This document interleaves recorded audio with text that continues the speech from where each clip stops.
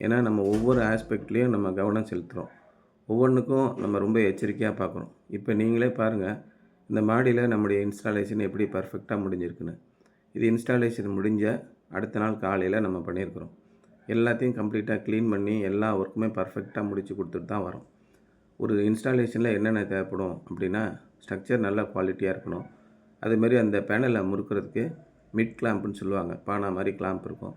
அந்த mid clamp வந்து anodised aluminium கிளாம்ப்னு இருக்கும். சாதாரணமாக அலுமினியம் வந்து வெள்ளையாக பூத்து போய் இத்து போயிடும்.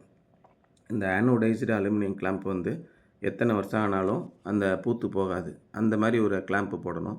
அந்த கிளாம்பை ஃபிக்ஸ் பண்ணுறதுக்கு நம்ம என்ன யூஸ் பண்ணணும்னா, ஒரு ஸ்ப்ரிங் வாஷர் அப்படின்னு சொல்லி சொல்லுவாங்க. அந்த போல்ட்டு எல்லாமே ஸ்டெயின்லெஸ் ஸ்டீல் 304 கிரேடு அப்படி இருந்தால் தான் எத்தனை வருஷம் ஆனாலும் மழை தண்ணியில் அது துருப்பிடிக்காமல் இருக்கும்.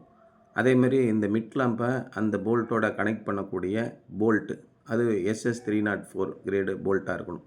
அந்த மாதிரி இருந்தால் தான் அந்த செட்டப் கம்ப்ளீட் செட்டப் வந்து துருப்பிடிக்காமல் இருக்கும்.